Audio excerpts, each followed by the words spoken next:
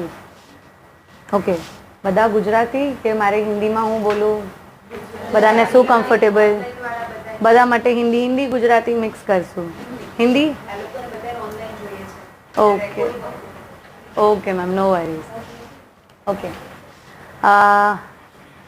બધાને ખબર તો હશે જ કે આપણે અહીંયા ભેગા થયા છે એક બહુ જ ઇમ્પોર્ટન્ટ વસ્તુ સમજવા માટે કે ફિઝિયોથેરાપીનો રોલ ક્યાં આવે છે પ્રી પ્રેગ્નન્સી, પ્રેગ્નન્સી અને પોस्ट प्रेगनेंसी. ठीक है. ओके, सो सबसे पहले जानते हैं कि फिजियोथेरेपी एग्जैक्टली होता क्या है. बहुत लोगों को ये कंसेप्ट नहीं पता कि फिजियोथेरेपी या फिजियोथेरेपिस्ट होते कौन है.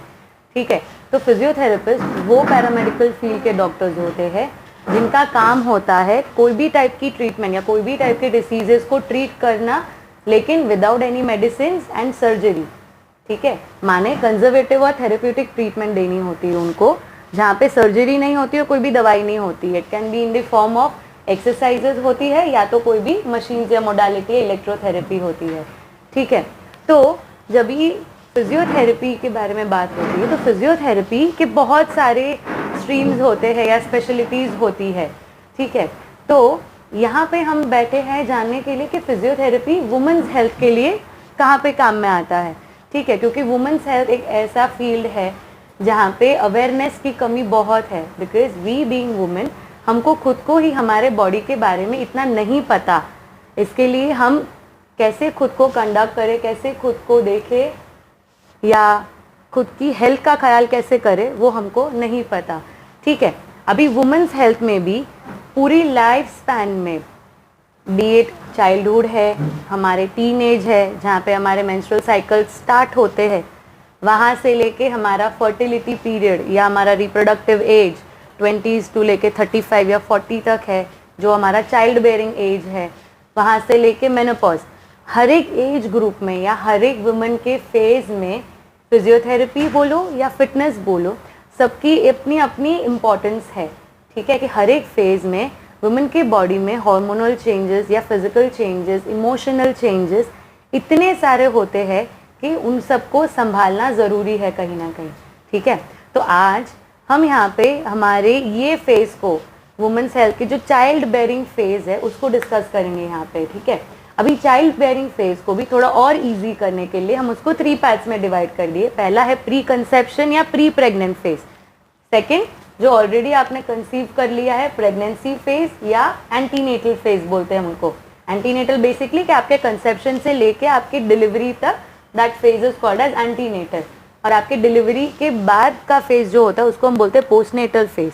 ठीक है, अभी अच्छा मुझे सिर्फ बता दीजिए कि यहाँ पे हम कितने लोग हैं जो प्री कंसेप्शन या प्री प्रेगनेंसी फेज़ में हैं. Most of them. कितने प्रेग्नेंट है यहाँ पे? कौन सा ट्राइमेस्टर, कौन सा month? 5th month. 7. Okay, and 8 and okay, great. कोई जो पोस्ट नेटल है यहाँ पे, जिनकी शायद फर्स्ट डिलीवरी हो गई है, planning for the second pregnancy, ऐसा कुछ? आप दोनों. ओके, तो अभी बेटर अंडरस्टैंडिंग के लिए ये सारी चीज़ों को मैंने 3 पार्ट्स में डिवाइड किया है. बट देखने जाएंगे तो ये तीनों ऑलमोस्ट सिमिलर ही जाएंगे, क्योंकि तीनों में हमको हमारी हेल्थ का ख्याल कैसे रखना है, वही बॉटम लाइन वही है, कैसे ख्याल रखना है, हमारे फिजिकल फिटनेस को कैसे ख्याल रखना है. ठीक है, तो फेज़ वाइज चालू करेंगे. प्री प्रेगनेंसी के लिए देखेंगे या प्री कंसेप्शन फेज़ जो होता है. अभी ये जो प्री कंसेप्शन फेज़ है, दैट फेज़ इज़ कि आपका एक जो स्टेट होता है जिसको हम बोलते हैं ट्रांजिशन बोलते हैं, एक फेज़ से लेके दूसरे फेज़ में आप जब जंप करते हो, मतलब आप जहाँ पे एक रिलेशनशिप में हो, वो रिलेशनशिप के फेज़ को टर्न करके आप एक पेरेंटहुड या मदरहुड के फेज़ में आप जा रहे हो.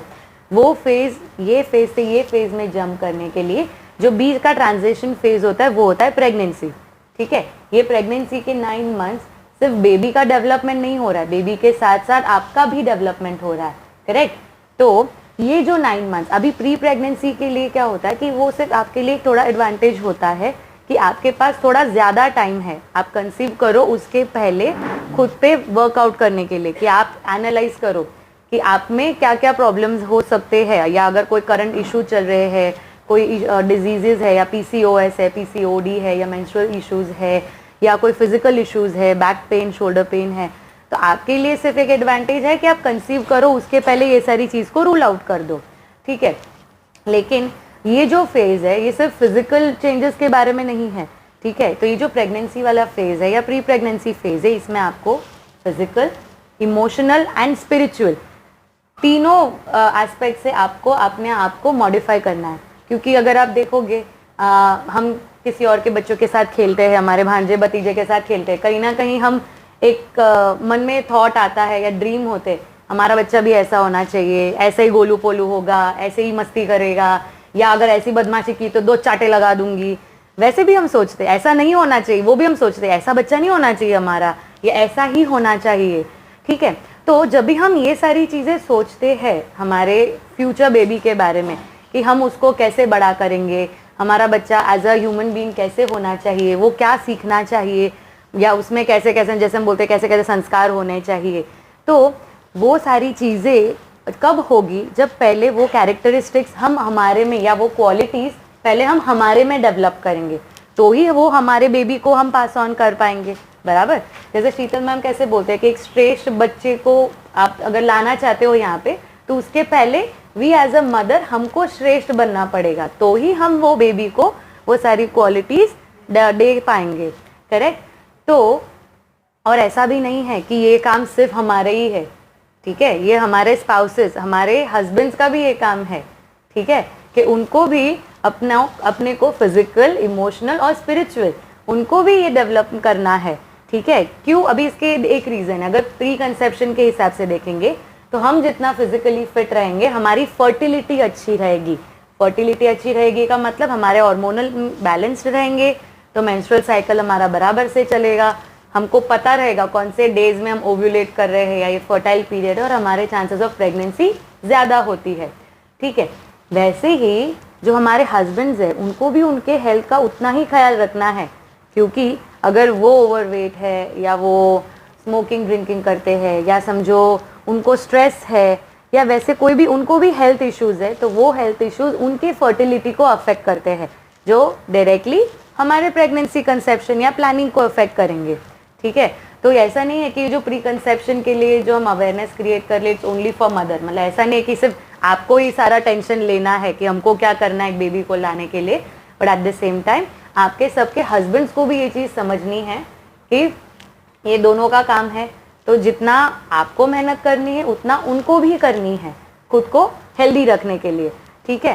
तो जब भी आप ये सारी पॉइंट्स सोचते हो कि बेबी हमारा ऐसे होना चाहिए, वैसे होना चाहिए, हम उनको ऐसे डिसिप्लिन करेंगे या वैसे हम उनको बड़ा करेंगे, क्योंकि at the end of the day सारे पेरेंट्स का एक ही गोल होता है कि हमको चाहिए कि हमारा बेबी हेल्दी हो और वो आगे जाके खुश रहे, उससे अच्छा क्या चाहिए हमको, बराबर।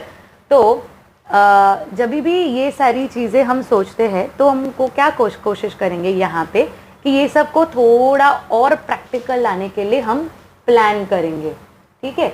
इसके लिए प्लानिंग कम्स इनटू पिक्चर कि क्योंकि बहुत सारे अभी ये फेज़ में इतना स्ट्रेस है, वर्किंग वुमेन है, फैमिली जॉइंट है, इतना टाइम नहीं मिलता है लेडीज़ को खुद पे करने के लिए कि हम एक्सरसाइज करने जाए, वॉकिंग के लिए जाए, या कोई स्पेशल डाइट के लिए करे, ठीक है। तो अब हम क्या करेंगे, थोड़ा प्लान करेंगे।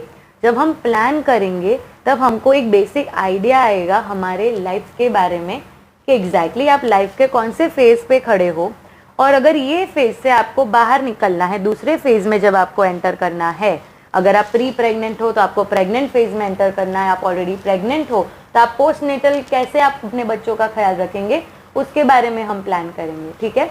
अभी जब आप आए थे आपको यहाँ पे एक पेपर दिया होगा, बहुत लोगों को पेपर मिले होंगे, शायद बहुत लोगों को नहीं मिले होंगे, डोंट वरी। ये प्रेगनेंसी एंड प्रेग्नेंट वुमन के लिए ज़्यादा काम में आएगा क्योंकि एक बेसिक चेकलिस्ट है, और पोस्ट नेटली आपको सुनना है, आप सुनिए, क्योंकि आपको क्या काम में आएगा जब आप सेकेंड बेबी प्लान करोगे तभी आपको ये सारी चीज़ें या ये सारे पॉइंट्स काम में आएंगे। अच्छा, सबसे पहले, अच्छा आप सबके पास पेन है, ठीक है, पहले तो वो पेपर पे अपना नाम लिख लीजिए अच्छे से, ये एक बेसिक एक्टिविटी के जैसे करें ताकि सबकी नींद भी उड़ जाए, है ना। अगर किसी को भी कुछ भी डाउट हो, क्वेश्चंस हो, आप कभी भी मुझे स्टॉप करके पूछ सकते हैं, ठीक है, क्योंकि बहुत लंबा डिस्कशन चलने वाला है। हम कोशिश करें कि इसको 2 घंटे में जितना हो सके उतना समेट ले, और यहाँ से जब एक कंक्लूजन लेके हम निकले तो हमारे मन में बेसिक पॉइंट्स हो कि एटलीस्ट कुछ पिक्चर हमारा क्लियर हो कि अगर हम प्री प्रेगनेंसी फेज में है तो हमारी प्रेगनेंसी कैसी जानी चाहिए उसके बारे में हमको पता हो। अगर आप प्रेग्नेंट हो तो अभी के आपके कमिंग ट्राइमेस्टर्स कैसे जाए, डिलीवरी और पोस्ट डिलीवरी कैसी जाए। ठीक है, ओके। अभी पेज पे आपने सबने अपने अपने नाम लिख लिए। अच्छा, कितनों को नहीं मिला है? हाँ, पूछिए, जो बाहर हंसे नहीं होए, डोंट वरी, अगर कॉपीज खत्म हो गए होंगे या जो भी होंगे they will provide you soon. आप क्या करें, पेज को टर्न कर दीजिए। पीछे जो पार्ट है, अभी मैं जो पॉइंट्स बता रही हूँ सबको शांति से आप सोचो, और वो क्वेश्चन आंसर्स, मैं क्वेश्चन बता रही हूँ, आप उसके आंसर्स लिखते जाइए। ठीक है, सो शांति से, किसी का भी आजू बाजू में, अब इसमें तो कॉपी होने नहीं वाला है। ठीक है, सोचे बिना नहीं, सॉरी, दूसरों का नहीं, आप सोचो, कॉन्शियस मत हो, और शांति से आप ये सारी चीजें लिखो। ये वाला exercise specially for pre pregnant and pregnant women's. ठीक है, तो पहला क्वेश्चन, अगर आप प्री प्रेग्नेंट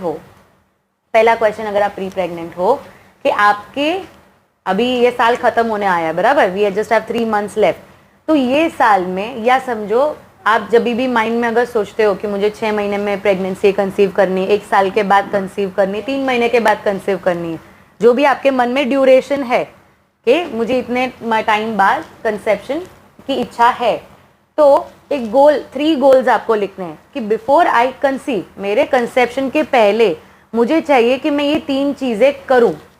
3 चीजें can be anything, weight loss करूं, वेट गेन करूं, थोड़ी दुनिया घूम लूं, फिर बच्चों के साथ कहाँ घूमने वाली हूँ, बराबर, या अगर आप वर्किंग हो तो इतना सारा काम फिनिश करना है, या कुछ भी। 3 गोल्स, शांति से सोचो। आप अगर प्री प्रेगनेंसी फेज में हो, वापस से रिपीट करिए, अगर आप प्री प्रेग्नेंट फेज में हो तो क्या 3 चीजें हैं जो आप करना चाहते हो बिफोर यू कंसीव।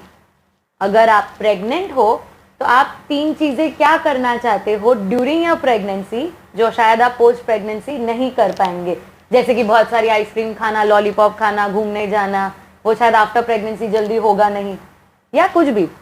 शांति से सोचो, राइट, 3 थिंग्स, 3 गोल्स, कुछ भी आप गोल सोचिए कि मुझे ये चीजें करना है। जैसे मैं खुद एक प्री प्रेग्नेंट फेज में हूँ, मेरे खुद के 3 गोल है। मुझे ऑस्ट्रेलिया घूमने जाना है, मेरे को प्रेगनेंसी के होने के पहले, मेरा भाई वहाँ पे रहता है, मुझे वहाँ मिलने जाना है ना, या मुझे काम और करना है क्योंकि फिर शायद काम इतना नहीं कर पाऊंगी। तो ये 2 तो गोल मेरे हो गए, और तीसरा गोल वेट लॉस।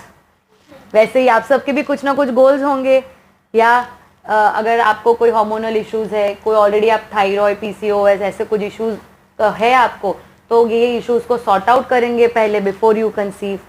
तो ऐसे गोल्स आप लिखिए, या कुछ और भी हो आप कर सकते हो।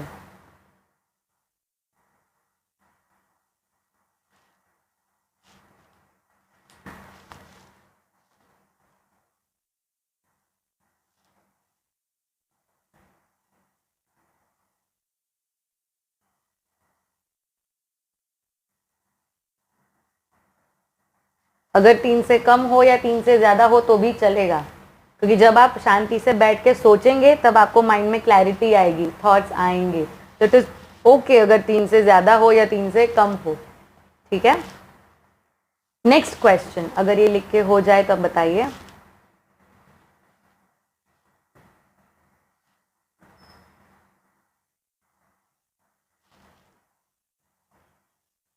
रेडी? नेक्स्ट क्वेश्चन, जो एक बहुत प्यारा प्यारा क्वेश्चन है, जो शायद आपने अपने हस्बैंड के साथ बात की होगी, सोचा होगा, प्लान किया होगा। कितने बच्चे चाहिए? लड़का चाहिए, लड़की चाहिए? कितने बच्चे चाहिए? लिखो, लड़का चाहिए, लड़की चाहिए? एक क्या इंट्यूशंस आते हैं या क्या थॉट्स आते हैं जब आप ये क्वेश्चन सोचते हो या सुनते हो, या शायद आपने अपने स्पाउसेस के साथ अगर इस बारे में डिस्कशन किया होगा, कभी बात किया होगा, तो you must be having a clear answer कि मुझे ये चाहिए, भले वो आए ना आए, that is completely natural, but what is in your heart, write it out.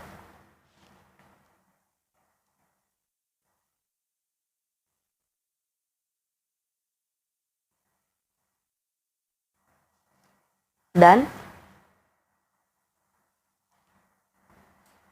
ये हम जो भी क्वेश्चंस लिख रहे हैं पेपर में पीछे क्यों लिख रहे हैं, क्योंकि आगे जो है वो दूसरे पॉइंट्स है, पीछे वो है जो हम प्लान क्या क्या करेंगे।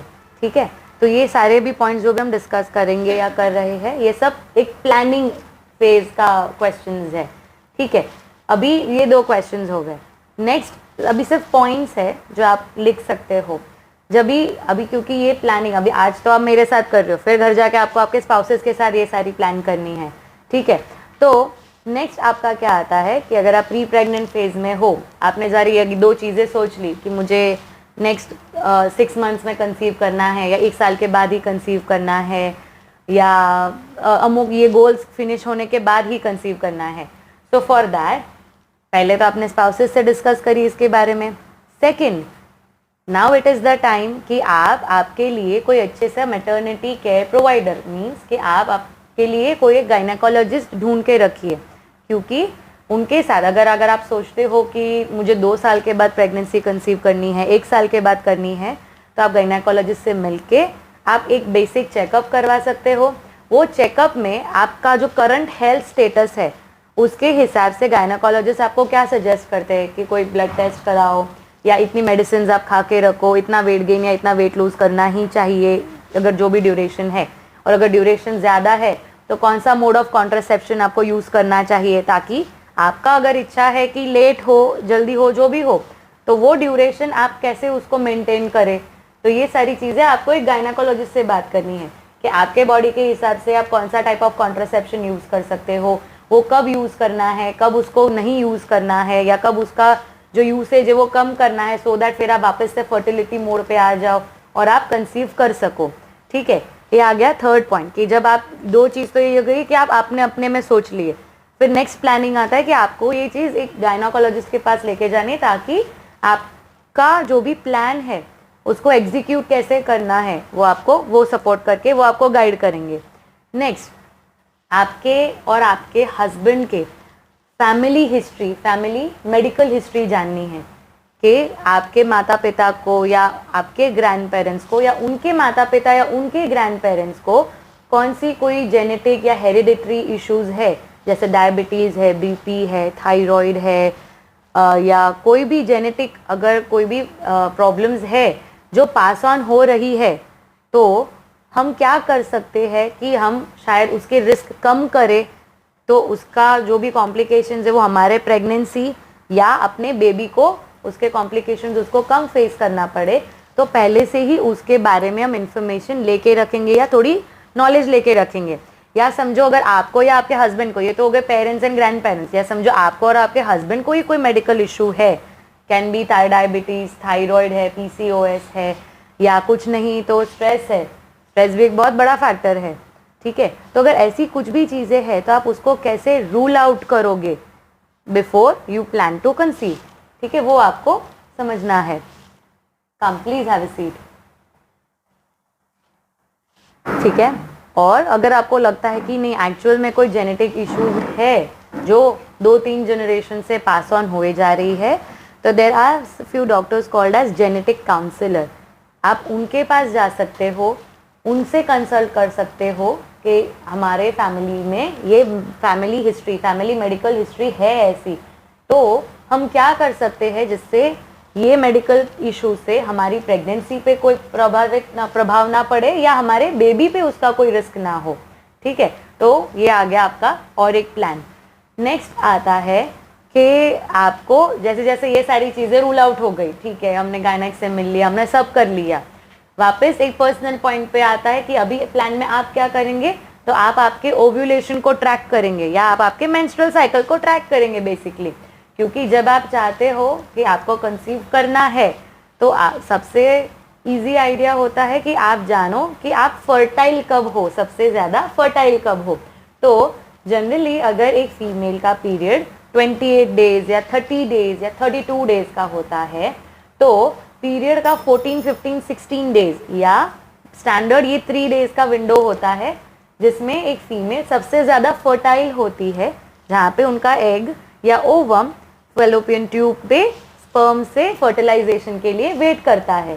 ठीक है, तो ये 3 days are the best days अगर आप प्लान करना चाहते हो कंसेप्शन के लिए। ठीक है, या अगर आप नहीं प्लान करना चाहते हो तो ये 3 डेज है जहाँ पे आप बच सकते हो, ठीक है।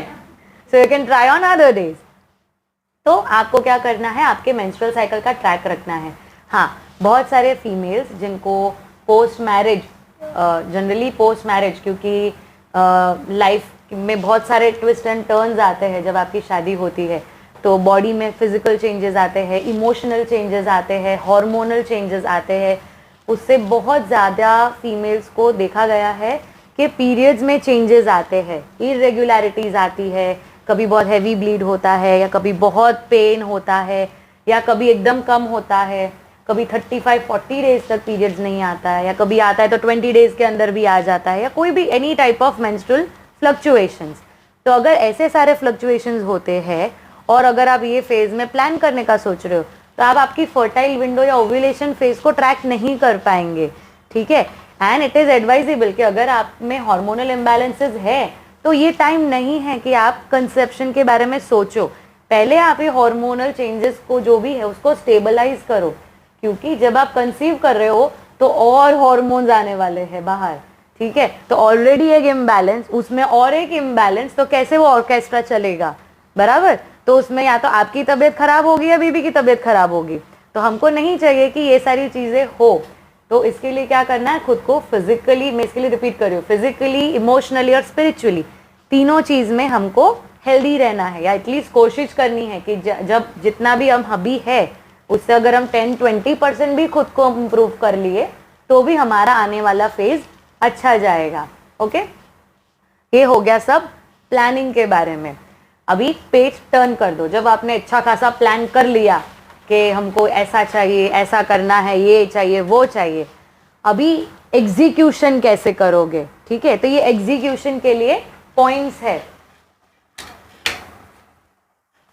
तो लाइन बाय लाइन जाते हैं। फर्स्ट पॉइंट, अभी ये सारे pregnancy, pre pregnant and pregnant सबके लिए ऑलमोस्ट सिमिलर पॉइंट्स ही जाते हैं, क्योंकि हमारा हेल्थ सेम ही है थ्रू आउट, ठीक है। कुछ कुछ ही पॉइंट्स होंगे जहाँ पे प्री प्रेग्नेंट और प्रेग्नेंट में कॉन्ट्राइंडिकेशंस आएंगे कि नहीं ये आपको नहीं करना है, ठीक है। पहली चीज़, क्योंकि अगर फिजिकल हेल्थ के बारे में आता है तो सबसे पहली चीज़ वही होती है कि हमको क्या करना है, वेट मैनेज करना है, ठीक है। अभी वेट मैनेज कैसे करेंगे, अभी पहली सिंपल चीज़ कि पहले जानेंगे कैसे कि हमारा वेट प्रॉपर है कि नहीं है, ठीक है। सबसे इजी चीज़, गूगल पे जाओ, BMI कैलकुलेटर खोलो। BMI इज़ बेसिकली हमारे हाइट के हिसाब से हमारा जितना वेट है वो बराबर है कि नहीं। तो वो BMI, body mass index, basically वो आपको एक बताएगा कि आप अंडर वेट हो, आप ओवर वेट हो, या आप नॉर्मल हो, या शायद आप ज़्यादा हो, ठीक है। उसके हिसाब से वही कैलकुलेटर में आप मैनिपुलेट करके देख सकते हो कि अभी जैसा आपका वेट 70 है तो 70 में ओवर वेट दिखा रहा है, तो 2-5 किलो कम करके एंटर करके देखो वो BMI आपका नॉर्मल हो रहा है कि नहीं हो रहा है, ठीक है। अगर वो नॉर्मल फेज के या रेंज के अंदर आ रहा है तो उसका मतलब ये है कि आपको एटलीस्ट ये 2-3-5 किलो कम करने हैं, ठीक है। अभी वेट लॉस करने का रीज़न क्या है, पहला चीज़, अगर आप ओवर वेट है तो आपकी फर्टिलिटी पे इसका बहुत असर होता है। तो अगर आप वेट थोड़ा भी कम करेंगे तो अपने आप आपके बॉडी में जो हार्मोनल चेंजेस है वो स्टेबलाइज होंगे, आपका मेंस्ट्रुअल साइकिल नॉर्मल होगा, उससे आपकी फर्टिलिटी बहुत बेटर रहेगी। मतलब you will be producing a really good quality ओवा, ठीक है, जिसमें जेनेटिक चेंजेस या जेनेटिक जो प्रिंटिंग हम बोलते हैं वो अच्छी रहेंगी, ठीक है। तो ये हो गया वेट के बारे में, क्योंकि सबसे पहले ही हमको वेट ही देखना है, फिजिकल अपीयरेंस। अभी वेट मैनेज क्यों करना है, वेट के साथ साथ बॉडी में फिटनेस या स्ट्रेंथ क्यों लानी है, क्योंकि अगर हम अभी समझो, अच्छा मेरा ही एग्जांपल ले लो, मैं खुद एक प्री प्रेग्नेंट फेज में हूँ, मेरी शादी हुई गई 1.5 years हुए, ठीक है। मैंने मेरे शादी के बाद ऑलमोस्ट 10 से 12 किलो वज़न बढ़ाया, ज़्यादा खा के, ठीक है। अभी ये वज़न मेरे हार्मोनल्स में चेंजेस ला रहा है, क्योंकि मेरे पीरियड्स में फ्लक्चुएशन आ रहे हैं, साइड बाय साइड थोड़ा स्ट्रेस होता है, मोटी हूँ, है ना, वो वाला स्ट्रेस होता है।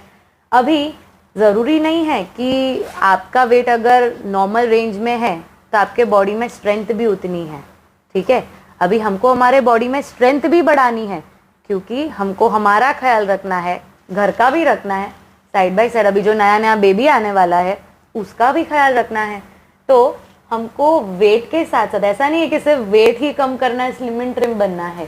फिटनेस का मतलब है कि आपको हेल्दी रहना है, ठीक है। अभी मानो मुझसे भी मैं बहुत कोशिश कर रही हूँ, वेट कम नहीं हो रहा है, ठीक है, वो होएगा, वो ऐसा होता है 500 ग्राम कम होता है लेकिन किलो बढ़ जाता है, सबके साथ होता है। कोशिश कितनी भी करो, कम होगा तो 500 ग्राम होगा, लेकिन 2 जलेबी खा लो 1 किलो बढ़ जाएगा। तो ये सिचुएशन में हम क्या कर सकते हैं कि जो भी वेट है वो वेट भले वैसे का वैसा रहे, लेकिन हमारी बॉडी में जो स्ट्रेंथ और स्टैमिना है उसको बढ़ाना है। क्यों? क्योंकि हमारी बॉडी बहुत फिजिकल डिमांड करेगी जब हम एक बेबी को हमारे में ग्रो करेंगे, ठीक है। हमारे बॉडी में 2 चीज़ें, 2 फैक्टर्स, मतलब बहुत सारे होते हैं लेकिन 2 बॉडी पार्ट्स है जो बहुत हेल्दी होने चाहिए। पहला है हमारा पेल्विक फ्लोर, ठीक है, और सेकंड है हमारा ओवरऑल पॉस्चर। ओवरऑल पॉस्चर माने बैक, ठीक है। अगर हमारा पॉस्चर ही बराबर नहीं है, हमारा पॉस्चर ही खराब है, तो उसमें 2 चीजें होती है। अगर हम यहाँ से स्लाउच कर रहे हैं तो बेबी जब यहाँ पे ग्रो करेगा तो क्या होगा, जगह नहीं मिलेगी, बेबी यहाँ धक्का मारेगा, हमारा लंग्स नीचे धक्का मारेगा, क्या होगा, मदर को ब्रेथलेसनेस फील होगी, उसको चक्कर आएंगे, उसको समझ में नहीं आएगा कि क्यों नहीं हो रहा है, थकावट सी होती है, एन नंबर ऑफ रीजंस, ठीक है। सेकंड, अगर ये पॉस्चर ऐसे ही खराब है तो तकलीफ क्या होगी, जब आप डिलीवरी कर देंगे, जब ये आपका बेबी बॉर्न हो जाएगा, हर 1-1, 2-2 घंटे में जब आप उनको फीड करेंगे, वापस से सेम चीज, आपका पॉस्चर खराब। अभी पॉस्चर जब खराब होगा तो धीरे धीरे मदर्स को यहाँ पे पेन होने लगेगा, नेक में पेन होने लगेगा, बैक में इश्यूज आने लगेंगे। अभी वो टाइम पे जब आपका बेबी को 24/7 एक मदर की ज़रूरत रहती है, ये टाइम पे आप क्या करेंगे, आप कहीं पे डॉक्टर के पास जा भी नहीं पाएंगे, ना आप कोई मेडिसिन ले पाएंगे, क्योंकि आप लैक्टेटिंग मदर हो तो आप कोई भी मेडिसिन कभी भी नहीं खा सकते हो, ठीक है, क्योंकि वो मेडिसिन आपके मिल्क के द्वारा आपके बेबी में भी ट्रांसफर होते हैं। तो ड्यूरिंग प्रेगनेंसी, इसके लिए during pregnancy and after your delivery आप मेडिसिन कोई भी गायनेकोलॉजिस्ट को पूछे बिना आप नहीं ले सकते हो। भले वो सिंपल मेडिसिन जैसे हेडेक हो रहा है, सर्दी हो रही है, तो भी आप कोई भी मेडिसिन नहीं ले सकते हो बिना पूछे, ठीक है, क्योंकि देयर आर फ्यू कंपाउंड्स जो हमारा ब्लड स्ट्रीम को, मतलब बेबी और हमारा जो प्लेसेंटा होता है, वो प्लेसेंटा ही ब्लड एक्सचेंज करता है, माने बेबी को खाना देता है, बेबी का जो भी वेस्ट प्रोडक्ट है वो कचरा हम एक्सचेंज करते हैं। बट दवाइयाँ है, खाना है, खाने का भी अगर देखो, जब आप कुछ अलग अलग चीज़ें खाते हो तो ऑब्वियसली बेबी को भी अलग अलग फ्लेवर या अलग अलग न्यूट्रिएंट्स चखने को मिलते हैं। तो सेम चीज़ें होती है दवाई में भी, कि अगर आप कोई दवाई लेते हो तो बेबी को भी जाता है। तो सारी दवाई एक ग्रोइंग फीटस के लिए अच्छी नहीं होती है, ठीक है। इसके लिए ये क्यों प्री कंसेप्शन कर रहे हैं हम, ताकि ये सारी चीज़ें हम पहले ही फेस ऑफ कर दे और प्रेगनेंसी वाला टाइम हमारा स्मूथ जाए।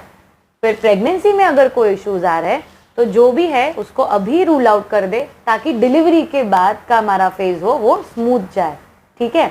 तो हमारा पेल्विक फ्लोर और हमारा पॉस्चर, पहले तो पॉस्चर की बात कर रहे हैं। पॉस्चर हमारा बॉडी का जो एक आइडियल एक शेप होना चाहिए। अभी इसमें भी अगर मैं खड़े रह के दिखाऊं तो, उप्स, आई गेस ये डिस्कनेक्ट हो गया।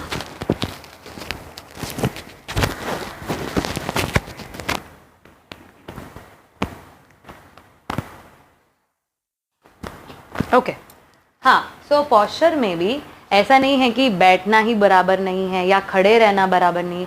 हमारा बॉडी पॉस्चर हमारे सारे पोजीशन में अगर खराब है तो वो कहीं ना कहीं हमको और हमारे बेबी को अफेक्ट करेगा, ठीक है।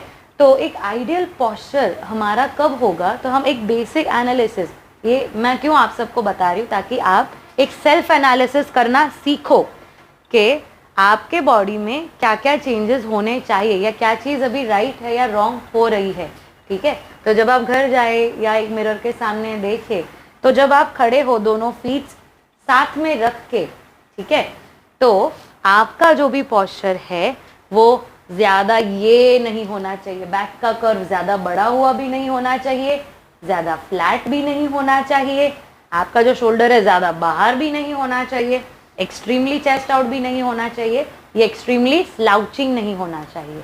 अगर यहाँ से समझे कि इमेजिनरी में ऊपर से एक लाइन या एक लाइन ड्रॉ करूं तो ये मेरे बेसिक पॉइंट्स है कि मेरा ईयर, मेरा शोल्डर, मेरा नी, मेरा एंकल, ये चारों चीज एक लाइन में होनी चाहिए, ठीक है।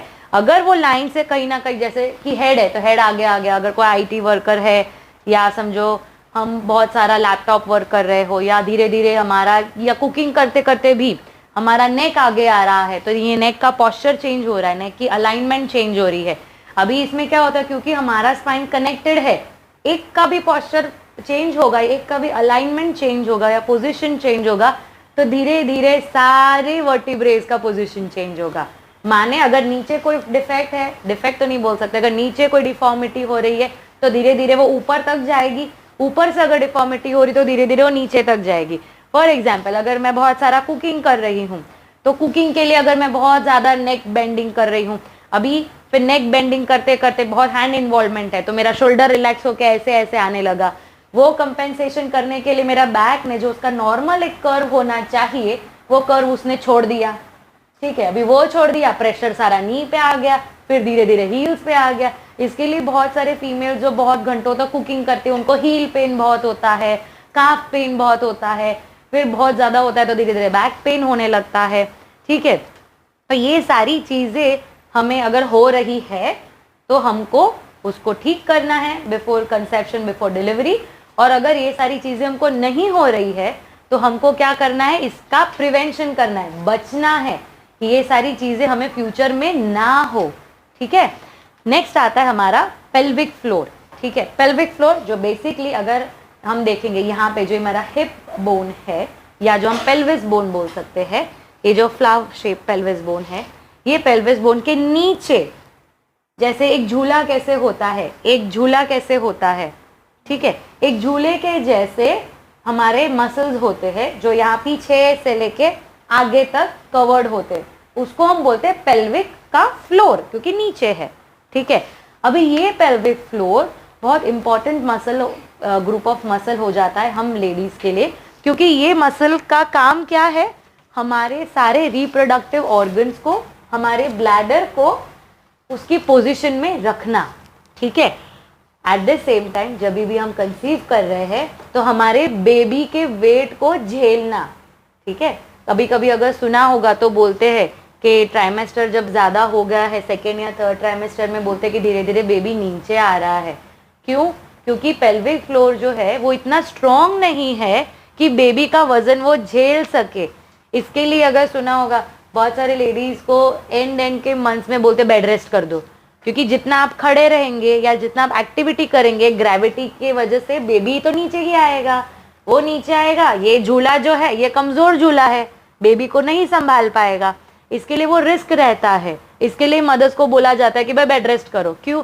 क्योंकि ये पॉइंट पे तो हम नहीं बोल सकते कि एक्सरसाइज करो, पेल्विक फ्लोर को स्ट्रेंथन करो, इसके लिए पहले से ये सारी चीज़ें करनी है, ठीक है। अभी उसको हम असेस कैसे करेंगे, सेल्फ असेस कैसे करेंगे कि हमारा जो पेल्विक फ्लोर है वो बराबर है, स्ट्रॉन्ग है या नहीं है। कुछ पॉइंट्स अगर आपने ऑब्जर्व किया होगा खुद के लाइफ में कि बहुत हंसने पे, खांसने पे, छींकने पे थोड़ी सी सुसु छूट जाती है क्या, लीकेज इश्यूज होते हैं क्या, ये सबसे बड़ा सिम्टम होता है अगर पेल्विक फ्लोर वीक होता है तो, इनकॉन्टिनेंस, ठीक है। सेकंड, ऐसे ही बैठे बैठे पैर नीचे रखो, सारे अपने अपने पैर नीचे रखो। एक छोटी एक्सरसाइज हम करते हैं, आप आपके पेल्विक फ्लोर को कैसे फील करें, क्योंकि क्या होती है बहुत लोगों को पता ही नहीं होता है कि उसकी एक्सरसाइज भी कैसे की जाती है, ठीक है। तो हम क्या करेंगे, ऐसे ही चेयर पे बैठे हैं, ठीक है। अभी समझो ये सिचुएशन में कि हम क्लास में ही बैठे हैं, हमको बहुत सारी सुसु लग गई है, अभी ये मैडम तो स्ट्रिक्ट है, जाने नहीं देगी सुसु करने के लिए, क्या करेंगे हम, तो कंट्रोल करेंगे, होल्ड करेंगे, ठीक है।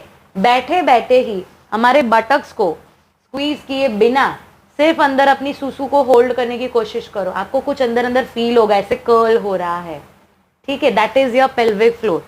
डीप मसल है, ऐसे बाहर दिखेगा नहीं, फील नहीं होगा, पर सिर्फ एक ही चीज़ है, अपनी सुसु को होल्ड करो, ऐसे फील करो कि अगर ये पेल्विक फ्लोर है ये अंदर और ऊपर की तरफ आना चाहिए, कोशिश करना है। लेकिन ज़्यादा पावर लगाने जाओगे ना तो ये बटक स्क्वीज होने लगेंगे, तो वो नहीं होने चाहिए, ठीक है, वो एक्सेसरी मसल हो गया।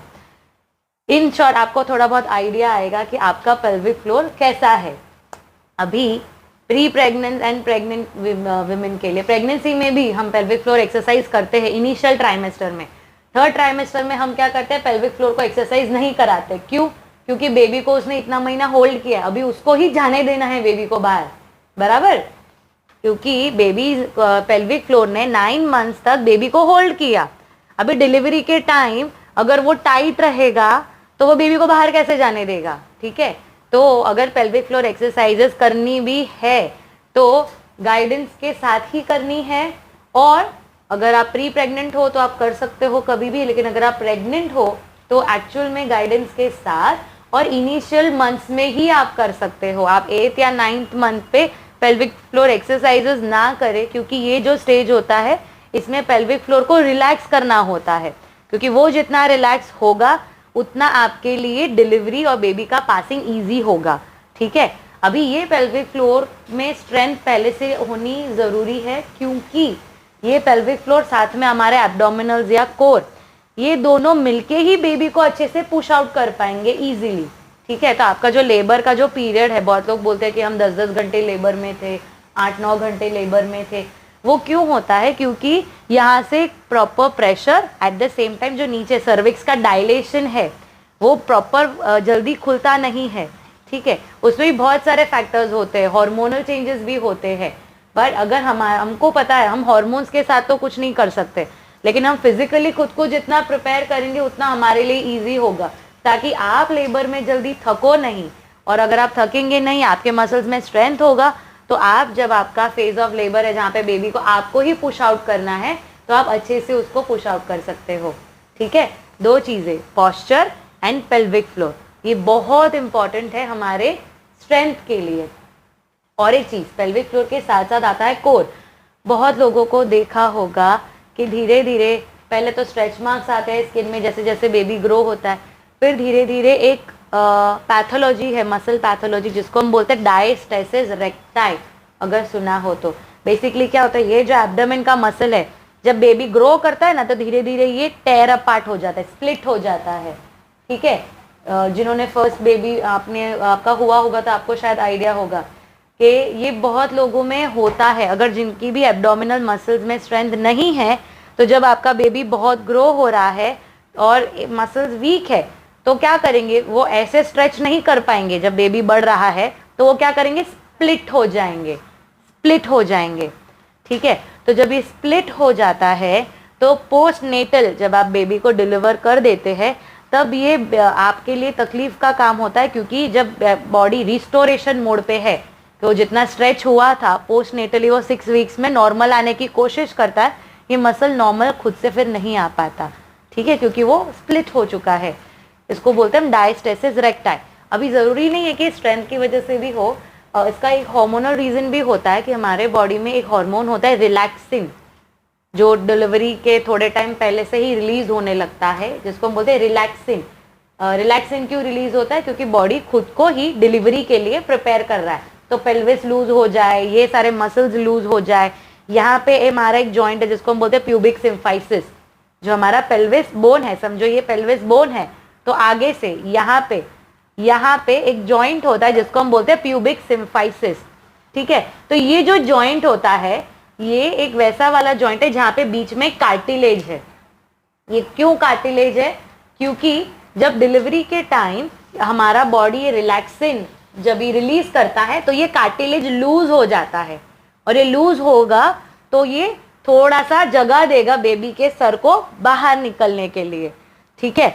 अब इसमें भी क्या होता है कि प्रेगनेंसी के टाइम जब ये रिलैक्सिन ज़्यादा रिलीज होता है तो पहले से ही मदर को पेन होने लगता है, पेल्विक पेन बोलते हैं हम, डिलीवरी के पहले ही पेन होने लगता है ये सारे एरियाज में। क्यों? क्योंकि वो टाइम से पहले ही उसने जाके मसल रिलैक्स कर डाला। अभी जब हम फिर एब्डोमिनल मूवमेंट कर रहे हैं या बहुत सारा काम कर रहे हैं, तब जाके फील होता है कि मूव हो रहा है, और ये मूव होने के चक्कर में पेन हो रहा है हमको, ठीक है। तो वो हो जाता है डायस्टेसिस रेक्टाई, और इसको हम बोलते हैं डायस्टेसिस प्यूबिस, ठीक है, जहाँ पे प्यूबिक पेन या ये प्यूबिक या पेल्विक पेन हम बोलते हैं वो डेवलप होता है, ठीक है। तो इस वजह से हमको हमारी फिजिकल हेल्थ जैसे कि वेट कम करना और स्ट्रेंथ बढ़ाना या फिटनेस लेवल बढ़ाना इम्पॉर्टेंट हो जाता है। ऐसे बहुत सारे कॉम्प्लिकेशंस बोल सकते हैं या सिम्टम्स बोल सकते हैं जो प्रेगनेंसी में होते हैं, जो आप ये एक्सरसाइजेस करके या कुछ लाइफस्टाइल मॉडिफिकेशन करके या कुछ डाइट मॉडिफिकेशन करके आप आपकी प्रेगनेंसी का जो भी फेज है उसको हैप्पीली इंजॉय करके पास ऑन कर सकते हैं, ना कि बेड रेस्ट आ जाए या एकदम से तकलीफ आ जाए, फिर बहुत सारे रिस्ट्रिक्शंस आ जाए। क्योंकि क्या होता है, जैसे ही आप सबको बोलते हो कि आपने कंसीव किया है, सब लोग आपको एडवाइस देने चले आएंगे, बराबर, कुछ ना कुछ एडवाइस देंगे, मम्मी हो, सास हो, कोई फ्रेंड हो, कोई भी हो। सबसे पहली चीज क्या करनी है, एडवाइजेस सबकी सुनो पर डरो नहीं या ज्यादा सोचो नहीं, कंफ्यूज हो नहीं, ठीक है। क्योंकि क्या होता है, उन्होंने, हमारे पेरेंट्स ने जब भी डिलीवरी करी थी तभी जो लाइफ थी, लाइफस्टाइल थी, बहुत अलग थी। अभी का जो टाइम है बहुत अलग है, अभी का स्ट्रेस लेवल है बहुत अलग है। पहले सब खेती बाड़ी करते थे, देसी घी खाना खाते थे, तो उनकी बहुत हेल्दी रहती थी प्रेगनेंसी। वो टाइम पे ऐसा कोई क्लास, जिम, ये सब कुछ करने की जरूरत पड़ती ही नहीं थी क्योंकि उनकी लाइफस्टाइल ही हेल्दी थी, ठीक है।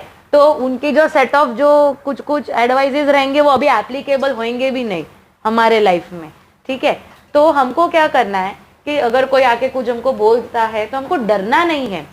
दूसरी चीज है कि हमको स्ट्रेस डेवलप नहीं करना, क्योंकि जितना आप स्ट्रेस डेवलप करेंगे वो भी आपके बेबी को अफेक्ट करेगा, ठीक है। तो कंफ्यूजन नहीं लेना है, डरना नहीं है। हमेशा दो चीजें याद रखनी है कि जब भी ऐसी कोई सिचुएशन फेस होती है, बी इट आपका प्री कंसेप्शन या आफ्टर या कंसेप्शन, दो लोग हैं जिनसे आप डायरेक्टली कोई भी डाउट पूछ सकते हो और आपका कोई भी कंफ्यूजन उनको क्लैरिफाई कर सकते हो। एक तो पहला नंबर पे आता है आपके गायनेक, ठीक है। आप जो भी गायनेक को आप कंसिडर करेंगे, रेफर करेंगे थ्रू आउट या प्री प्रेगनेंसी या प्रेगनेंसी फेज, तो कभी भी ऐसा कोई डाउट आता है, इशू आता है, क्वेश्चन आता है, बेझिझक आप उनको जाके वेरीफाई करो और फिर वो अपने में अप्लाई करो। अगर किसी ने कुछ बोला ये मुझे करना चाहिए, नहीं करना चाहिए, आपको क्या लगता है मेरे हेल्थ के हिसाब से ये मुझे करना चाहिए या नहीं करना चाहिए, तो वो आपको ग्रीन सिग्नल, रेड सिग्नल जो दे आपको वैसे करना है। सेकंड, अगर वो फिजिकल फिटनेस के हिसाब से हो तो आपको आपके एएनसी पीएनसी माने एंटीनेटल पोस्टनेटल थेरेपिस्ट को रेफर करके ही आपको कुछ एक्सरसाइजेज है या कुछ जो भी है वो करने। क्योंकि आजकल क्या है, ऑनलाइन का ज़माना है, यूट्यूब पे आपको बहुत सारे रेफरेंसेस मिलेंगे, पर आप एक दूसरे को भी अगर देखोगे तो सबकी बॉडी स्ट्रक्चर अलग है, सबकी बॉडी हेल्थ अलग है, सबकी लाइफस्टाइल्स अलग है। तो कोई एक एक्सरसाइज सबको इफेक्ट देगी वो ज़रूरी नहीं है। क्या पता एक एक्सरसाइज से शायद मुझे फ़ायदा हुआ तो मैंने खुशी में जाके अपनी फ्रेंड को भी बोला तू भी ये वाली कर, तेरे को भी फ़ायदा होगा। पर अगर उसको उससे फ़ायदा ना हो या शायद उसने वो एक्सरसाइज प्रॉपरली परफॉर्म ना की हो और गड़बड़ हो गई, तो वैसा भी फ्रेंड भी बोलेगी अरे मैं तो तेरे अच्छे के लिए मैंने तेरे को एडवाइस किया, भले उसका भी गलती नहीं है। It is pure human nature कि हम एक दूसरे को हेल्प करने जाते हैं कि अगर हमको कोई चीज़ पता है तो हम कोशिश करते हैं हम उनको भी सलाह दे कि नहीं आप भी ऐसा करो, मैंने ये चीज़ करी थी तो मुझे ये चीज़ काम में आई थी तो आप भी ये करो, ठीक है। तो वैसी होता है, पर लेकिन आप ये दो लोगों को कंसल्ट किए बिना खुद पे कोई भी प्रयोग करे नहीं, ठीक है। नेक्स्ट पॉइंट जो हम आता है कि मैनेज योर वेट हो गया। अच्छा, अभी ये यहाँ पे जो ये बॉक्स है, यहाँ पे जो ये बॉक्स है, यहाँ पे इसका ये सबका एक्सप्लेनेशन है, बेसिक एक्सप्लेनेशन। आपको क्या करना है, जैसे जैसे हम डिस्कस करते जाते हैं, अगर आपको लगता है कि हाँ ये चीज़ तो मैं करती हूँ या ये चीज़ तो या ये गोल तो मैंने अचीव कर लिया है, तो वहाँ पे ये टिक मार्क करना है। और अगर जो गोल आपने अचीव नहीं किया है तो वो उसको आपको याद रखना है कि ये गोल नहीं अचीव किया है, तो ये गोल को अचीव करने के लिए मुझे क्या स्टेप्स लेने हैं ताकि मैं ये गोल को अचीव करूं, ठीक है। तो नेक्स्ट आता है अभी get into good exercise routine. Obvious है कि अगर आपको अच्छा प्री प्रेग्नेंट हो, आपको कोई हार्मोनल इश्यूज है, फिजिकल इश्यूज है, back pain, shoulder pain, any kind of pain, या पॉस्चर इवैल्यूएट करते हो तो आपको पता चलता है कि शायद आपका पॉस्चर सही नहीं है, तो आपको क्या करना है कि एक अच्छे एक्सरसाइज रूटीन में पहले से ही आना है। अभी ये सारी चीज़ें कैसी है कि आप जितना जल्दी ये स्टार्ट करेंगे उतना ही जल्दी आप आपके लाइफ को बहुत इजीली मॉडिफाई कर पाएंगे, नहीं तो ऐसा लगेगा ये क्या अत्याचार हो रहा है मेरे पे, मैं कुछ पहले नहीं करती थी and I have to do so many exercises, मुझे ये करना पड़ रहा है, वो करना पड़ रहा है, क्यों करना पड़ रहा है। तो क्या करना है कि ये सारी चीज को अपने बेटरमेंट के लिए आप एक्सेप्ट करिए कि ये सारी चीजें होगी तो आपके लिए और आपके बेबी के लिए अच्छा है। तो ऐसा नहीं कि सारा चीज एक साथ ही करना कि नहीं कल से तो मैं डाइट भी करूंगी, एक्सरसाइज भी करूंगी, ये भी करूंगी, वो भी करूंगी, सारी चीजें एक साथ नहीं होने वाली है, वो मान लो। ठीक है, क्या करेंगे हम, एक एक चीज दिन का 15-15 मिनट आप मॉडिफाई करो, दिन का 15 मिनट खुद के लिए निकालो, या से वॉक करो या कोई एक्सरसाइज करो, कोई मनपसंद की चीज करो, कुछ भी करो, या आपकी कोई हॉबी है उसको फॉलो करो, पर एक साथ पूरा डे चेंज नहीं करना है। ठीक है, स्लोली स्लोली मॉडिफाई करना है और इसके लिए ही ये चेकलिस्ट आपको आपके साथ रखनी है, तो सो दैट आपको याद रहे कि हाँ एटलीस्ट ये सारी चीजें हम कर रहे हैं या शायद करने वाले हैं और हम 2-3 महीने में ये सारे गोल्स को अचीव कर लेंगे। ठीक है, नेक्स्ट आता है कि you have to cut down alcohol, smoking, कोई भी ड्रग्स अगर आप ले रहे हैं, या कैफीन। अभी कैफीन माने चाय कॉफी, ठीक है, उसका भी इनटेक बहुत ज्यादा नहीं होना चाहिए। कौन ज्यादा चाय पीता है यहाँ पे? कोई नहीं चाय पीता? कॉफी? नो कॉफी, दूध तो पीते हो ना? हाँ तो ठीक है वो जरूरी है, चाय कॉफी तो ठीक है। हाँ, तो कैसा है कि ये सारी चीजें, स्मोकिंग हो, अल्कोहल हो, कोई भी ड्रग्स हो, ड्रग्स माने ड्रग्स वाले ड्रग्स नहीं, लेकिन मेडिसिनल ड्रग्स भी अगर हो, तो ये सारी चीजें क्या करती है, कहीं ना कहीं हमारी फर्टिलिटी को अफेक्ट करती है, हमारे ओवम प्रोडक्शन को अफेक्ट करती है। इसके लिए ये सारी चीज को जितना हो सके उतना कट डाउन करना चाहिए। नेक्स्ट आता है ओव्यूलेशन ट्रैक करना, ये तो हो गया। हाँ, फिर आता है कि प्रीनेटल या प्री प्रेगनेंसी सप्लीमेंट्स चालू करना। ये जब आप आपके गायनेक को विजिट करते हो उनके साथ ही चीज आप डिस्कस करना है कि अगर आप प्री प्रेगनेंसी फेज में हो तो मुझे क्या क्या सप्लीमेंट्स अभी से लेके रखने हैं। 2 इंपॉर्टेंट सप्लीमेंट्स होते हैं, आयरन एंड फॉलिक एसिड, जो आपको कंपलसरी शायद सारे गायनेक देंगे ही देंगे। क्यों? क्योंकि आयरन जो होता है बेबी के डेवलपमेंट और प्लेसेंटा के डेवलपमेंट के लिए बहुत इंपॉर्टेंट होता है, और फॉलिक एसिड बेबी के ब्रेन और स्पाइनल कॉर्ड के डेवलपमेंट के लिए बहुत इंपॉर्टेंट होता है। ठीक है, तो ये 2 चीजें होती है जो देनी ही है।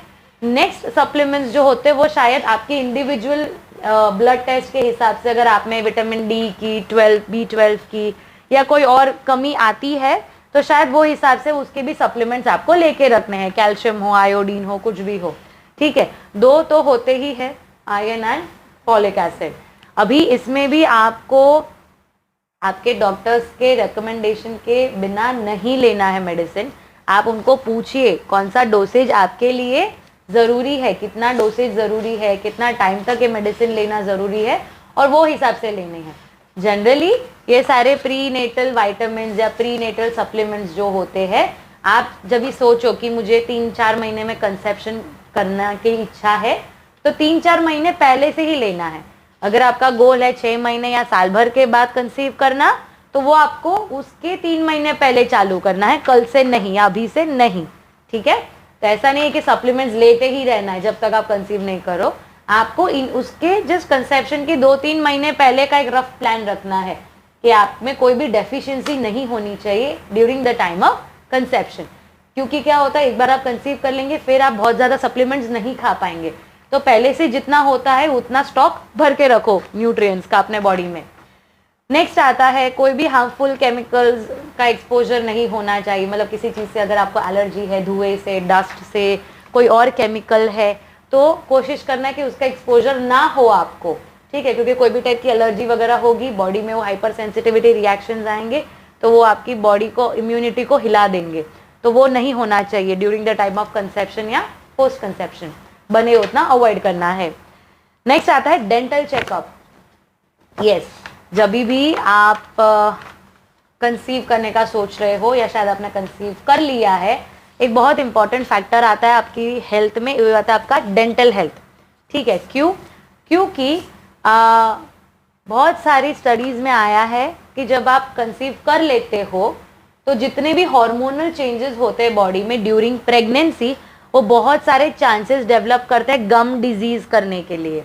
और वो गम डिजीज का रिलेशन कहीं ना कहीं प्री टर्म बेबी या लो बर्थ बेबी से होता है। माने कि अगर mother is suffering from such oral diseases, gum diseases वगैरह होती है, तो या तो वो जल्दी से जल्दी पहले ही चेकअप करके रूल आउट करा दे, वो डिजीज का ट्रीटमेंट करा ले। नहीं तो क्या होगा, अगर ऑलरेडी आपको कुछ इशू है, आपको नहीं पता कि इशू है, और वो प्रेगनेंसी के टाइम हार्मोनल फ्लक्चुएशन की वजह से वो और बढ़ेगा, वो टाइम पे आप स्पेसिफिक ट्रीटमेंट नहीं ले पाएंगे, क्योंकि आप कोई भी मेडिसिन प्रेगनेंसी के टाइम पे नहीं खा पाएंगे। तो क्या होगा कि उसकी वजह से जो भी इम्यूनिटी का सर्ज होता है, फ्लक्चुएशन होता है, वो हमारे बेबी पे स्ट्रेस लाता है। ठीक है, इसके लिए जो भी आप प्री कंसेप्शन फेज में हो, आप आपका डेंटल हेल्थ का बहुत ध्यान रखना है, ओरल हेल्थ का ख्याल रखना है। ठीक है, बस अभी लास्ट पॉइंट, फिर हम एक एक्टिविटी करें ताकि सबकी नींद उड़े। ठीक है, लास्ट पॉइंट है कि जो भी मेडिकल कंडीशंस है उसको रूल आउट करना है। तो यही सेम चीज हम बार बार वही बात कर रहे हैं कि अगर कोई मेडिकल हिस्ट्री है, फैमिली में है, या अगर आप दोनों को है, तो उसको कैसे रूल आउट करना है। तो गायनेक से मिलके या कोई फिजियो से मिलके, अगर फिजिकल इशू है तो फिजियो से मिलके आप उसको रूल आउट कराइए। इंटरनल इशू है, हार्मोनल इशू है, दवाई लेनी पड़ेगी, तो गायनेक से लेके उसको ट्रीट करना है। लेकिन जितना हो सके उतना जल्दी ये सारी चीज को स्टेबलाइज करना है। नहीं तो क्या होगा, ड्यूरिंग प्रेगनेंसी आपको फर्स्ट ट्राइमेस्टर तो इश्यूज होंगे ही, सिम्टम्स ये वो बहुत सारे जगेंगे ही, आगे के उसमें भी मंथ्स में आपको डिफिकल्टीज रहेंगी, तो आप आपकी जर्नी इंजॉय नहीं कर पाएंगे। या आधा टाइम आप बेड रेस्ट पे रहेंगे, या आधा टाइम आपको दर्द हो रहा है, सूजन हो रही है, उई माँ ये माँ, वही सब होता रहेगा। ठीक है, तो वो ना हो और हम हमारी बेबी के ग्रोथ को एक्चुअल में अंदर से इंजॉय करें, उसके लिए हमको ये सारी प्रॉब्लम्स को पहले ही भगा देनी है। ठीक है, चलो अभी उसके लिए मैं सबसे इजी एक छोटा सा एक्सरसाइज रूटीन बताती हूँ। बैक के लिए है, वो सारी एक्सरसाइजेज हम जो सिटिंग में अभी जो चेयर में कर सकते हैं, वो एक एक्सरसाइज सिखाती हूँ, इसको आप कर सकते हो। प्रेग्नेंट लेडीज, आपको सिर्फ आगे नहीं झुकना है ज्यादा, ठीक है, और अगर आप आगे झुक रहे हो तो आपको क्या करना है, आपके पैर को थोड़ा ज्यादा स्प्लिट कर देना है और कंफर्टेबली आगे झुकना है। अगर कोई भी पॉइंट पे आपको लगे कि आपके बेबी पे प्रेशर आ रहा है तो प्लीज स्टॉप। ठीक है, ये एक बेसिक रिलैक्सेशन एक्सरसाइज है। सबसे पैर सिर्फ नीचे रख के बैठिए आराम से चेयर पे, थोड़ी नींद उड़ाइए। पानी पीना है, ब्रेक दूं? कोई डाउट? मतलब समझ में आ रहा है इसके लिए नहीं डाउट, कि नहीं समझ में आ रहा है इसके लिए डाउट? ओके, बहुत अगर ज्यादा हो जाए तो प्लीज बोलना, तो हम स्टॉप होंगे, थोड़ा ब्रेक करेंगे और फिर थोड़ा स्टार्ट करेंगे आगे। ठीक है, ओके, अभी पानी पी लेती हूँ।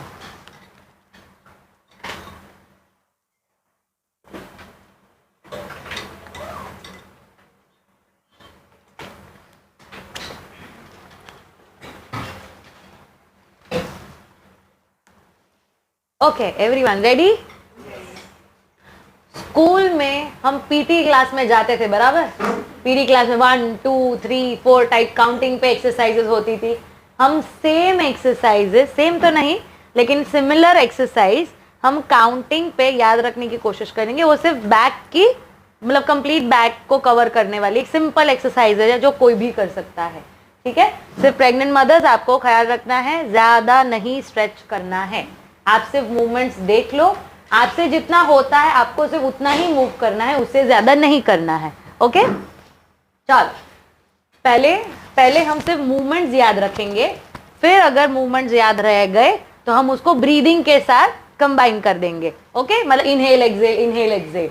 ठीक है, सबसे पहला हाथ ऊपर करिए, 1। अच्छा, अभी जब हर एक मूवमेंट के बाद वापस से हाथ ऊपर लाना है। ऊपर क्यों लाना है? ताकि हम हमारे स्पाइन का, अगर हम पोजीशन चेंज कर रहे हैं तो उसको वापस से स्ट्रेट कर दे। 1, ठीक है, साइड पे जाएंगे, 2, स्लोली। अभी ये चेयर पे कर रहे हैं, घर पे आप कंफर्टेबली बैठ के कर सकते हैं। 2, 3, रिटर्न न्यूट्रल, 4, वेरी गुड, थोड़ा थोड़ा स्ट्रेच आएगा सबको। 5, राइट साइड टर्न करिए।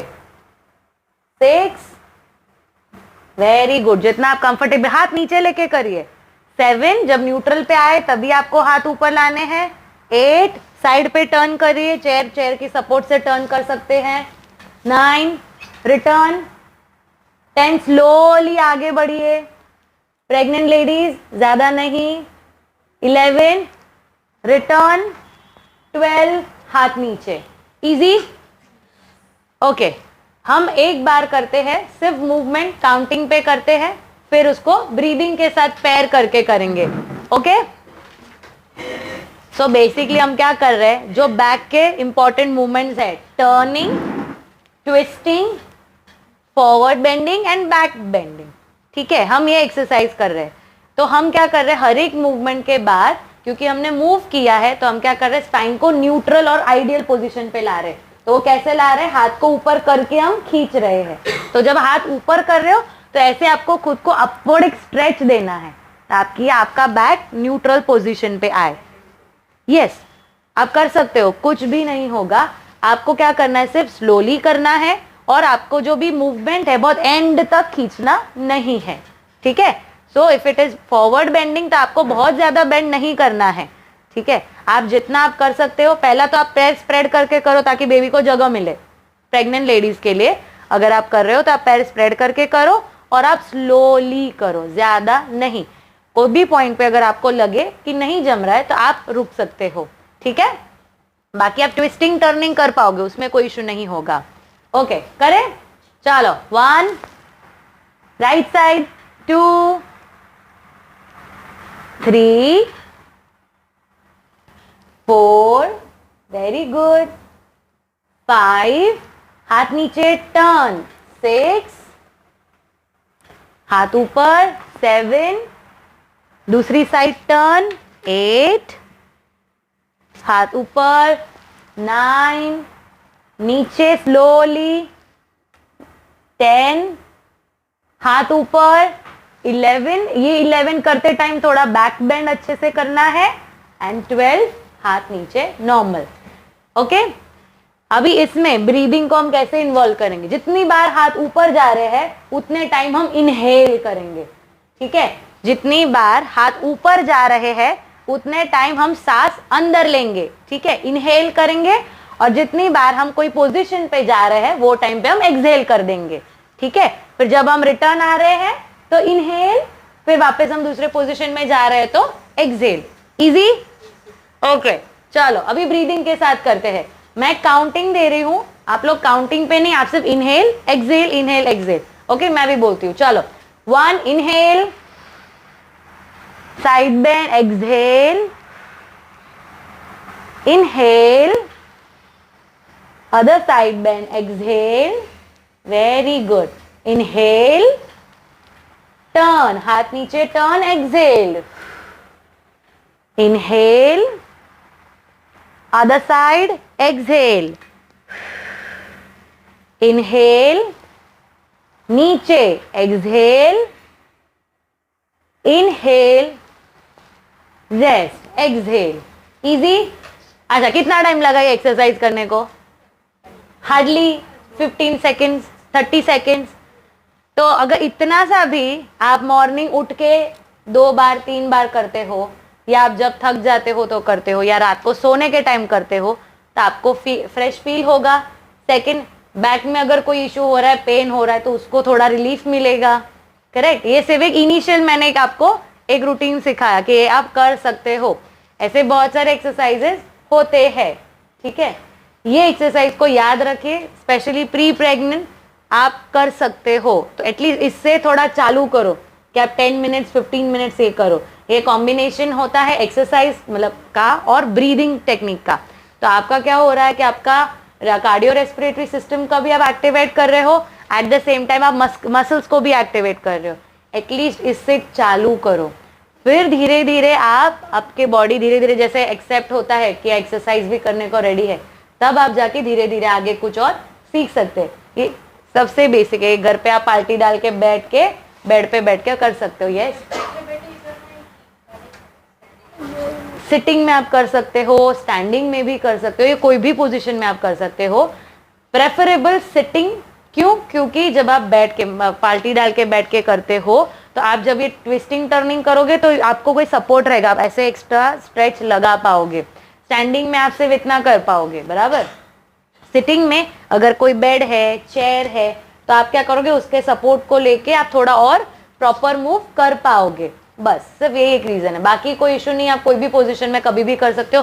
प्रेग्नेंट लेडीज आप पैर स्प्रेड करके कर सकते हो, क्योंकि ये पैर स्प्रेड करके आप फॉरवर्ड वॉक कर सकते हो, आप बैकवर्ड वॉक कर सकते हो, आप साइड टू साइड ट्विस्ट भी कर सकते हो, टर्न भी कर सकते हो। आपको सिर्फ क्या ध्यान में रखना है कि आपको अगर लगता है कि थक जा रहे हो या ये थोड़ा हैवी होता है, तो इसको ब्रेक डाउन कर दो। सिर्फ एक एक मूवमेंट करो, सिर्फ आगे पीछे करो, सिर्फ टर्न करो, ठीक है। सारा एक साथ करने की जरूरत नहीं है, ठीक है। तो आप ये कर सकते हो, आप पार्टी डाल के नहीं, लेकिन आप पैर स्प्रेड करके आप ये चीज कर सकते हो, आप ये एक्सरसाइज कर पाओगे अच्छे से। और कोई डाउट इस एक्सरसाइज रूटीन से रिलेटेड? कोई डाउट या कुछ और डाउट? नहीं? ओके, ब्रेक चाहिए? नहीं? ओके चाहिए ब्रेक? ओके, चलो ये हो गया प्री कंसेप्शन से रिलेटेड जो हमने एक बेसिक चेकलिस्ट किया। चेकलिस्ट इन द सेंस कि हमने एक बेसिक पॉइंट्स देखे कि अगर हमको कंसीव करना है तो ये सारी चीजें हैं जिसका हमको ख्याल रखना है, ठीक है। अभी कंसीव हमने कर लिया, अब हम आते हैं एंटीनेटल फेज पे। ये तो हो गया प्योर, हमने जो सारा किया मिक्स करा। एंटीनेटल फेज में जब आपने कंसेप्शन हो गया है, ठीक है, ट्राइमेस्टर वाइज आपको आपके हेल्थ का ख्याल रखना है, क्योंकि एवरी मंथ आपके बॉडी में चेंजेस आएंगे, हार्मोनल चेंजेस, फिजिकल चेंजेस, उसके साथ साथ आपके मेंटल चेंजेस भी आएंगे, क्योंकि आपको कभी स्ट्रेस होगा, कभी आपको क्रेविंग होएगी, अचानक गर्मी लगेगी, ठंडी लगेगी, हंसना आएगा, रोना आएगा, कुछ भी होएगा, ठीक है। तो ये सारी चीज को कैसे अच्छे से हैंडल करना है ताकि आपका जो ये फेज है बहुत हैप्पीली जाए, आप इंजॉय करो ये प्रेगनेंसी, ठीक है। तो अभी जब भी एज अ फिजियोथेरेपिस्ट हम जब एंटीनेटल पोस्टनेटल करते हैं तो क्या क्या रोल्स होते हैं?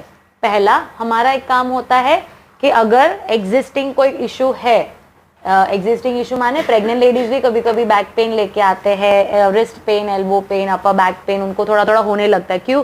क्योंकि जैसे बेबी का वेट बढ़ रहा है, आपका पोस्चर चेंज होगा, आपके बैक पे उसका वजन आएगा। Eight the same time pelvic pain होता है। क्यों? क्योंकि जब बेबी बढ़ता है तो वो ब्लैडर पे वजन डालता है, ब्लैडर पे प्रेशर आता है, इनकॉन्टिनेंस या लीकेजेस होते हैं, तो धीरे धीरे यहाँ पे पेन होने लगता है या यहाँ पे पेन होता है। क्यों? क्योंकि आफ्टर सेकेंड ट्राइमेस्टर जब आपका ब्रेस्ट रेडी हो रहा है ब्रेस्ट फीडिंग के लिए, तो ब्रेस्ट एनलार्जमेंट होगा मिल्क प्रोडक्शन की तैयारी के लिए, तो इसकी वजह से आप धीरे धीरे ऐसे होने लगोगे। तो एंटीनेटल फेज में पहला रोल क्या होता है कि हम अगर कुछ एग्जिस्टिंग इश्यू है मस्कुलोस्केलेटल, उसको हम ट्रीट करते हैं, या और अगर नहीं है तो हम क्या करते हैं, प्रिवेंशन करवाते हैं। प्रिवेंशन कैसे करवाएंगे? दो चीजें, एक से अवेयरनेस और दूसरा है ट्रीटमेंट देके। अवेयरनेस जो हमें अभी कर रहे हैं कि आपको पता होना चाहिए कि आपके साथ ऐसा हो सकता है, तो अगर आपको लगता है आपकी बॉडी में ऐसे चेंजेस आ रहे हैं, जैसे बैक पेन होने वाला है या कुछ तकलीफें हो रही है, तो आप इमीडिएट उसके लिए एक्शन लीजिए, ठीक है। नेक्स्ट आता है पोस्चरल चेंजेस। पोस्चरल चेंजेस का मतलब है कि आप जो भी पोजीशन पे बैठते हो, खड़े रहते हो, लेटते हो, वो एक टेक्निकली करेक्ट पोजीशन होनी चाहिए। अगर वो पोजीशन गलत है तो अभी नहीं तो बाद में आपको वो तकलीफ देगी, ठीक है। जैसे कि अगर बैठना है तो स्ट्रेट बैठना है, ऐसे होके नहीं बैठना है, ऐसे होके नहीं बैठना है, ठीक है। तो क्या कर रहे हैं हम, हमारे स्पाइन पे प्रेशर डाल रहे हैं, हमारे बेबी पे प्रेशर डाल रहे हैं, तभी तो पता नहीं चलेगा। क्योंकि हम अब जब यंग रहते हैं तो हमारा बॉडी में स्ट्रेंथ बहुत अच्छी होती है कि पेन तुरंत किसी चीज पे नहीं होगा। पेन कब होगा? जब एक लिमिट क्रॉस हो जाएगी इंजरी की, स्ट्रेस की, तभी जाके पेन होगा। तब तक हमको रियलाइज नहीं होगा कि हम गलत बैठ रहे हैं या हम गलत कर रहे हैं, क्योंकि क्या वो पहले की आदत होती है, शांति से बैठो, टीवी देखो, पॉपकॉर्न खाओ। पर लेकिन क्या होता है कि वो पोस्चर या हम जो बोलते हैं कि जो आदत है, तो हमारी बॉडी को वो आदत है लेकिन बेबी को तो वो नहीं है ना। तो आपका बॉडी अगर कोई भी पोजीशन पे रहेगा तो बेबी पे तो प्रेशर आएगा, ठीक है। बेबी पे प्रेशर आएगा, बेबी ब्लैडर पे प्रेशर डालेगा या बेबी वहां से लंग्स में प्रेशर डालेगा। It can be down pressure और अप प्रेशर, ठीक है। अगर ऊपर प्रेशर डालेगा तो फिर मदर को ब्रेथलेसनेस होने लगेंगे, चक्कर आने लगेंगे, थकावट होने लगेगी, ऐसे सारे सिम्टम्स देखने में आते हैं, ठीक है, तो एक पोस्चर प्रॉपर होना जरूरी है। कभी भी आप नोटिस करो या आप एक चीज को ध्यान में रखना, आप जब भी कंसीव करते हो, आप भले ही 9 मंथ्स प्रेग्नेंट हो, आपका अगर पोस्चर करेक्ट है तो कभी भी आपका ब्रेस्ट आपके पेट को टच नहीं करेगा।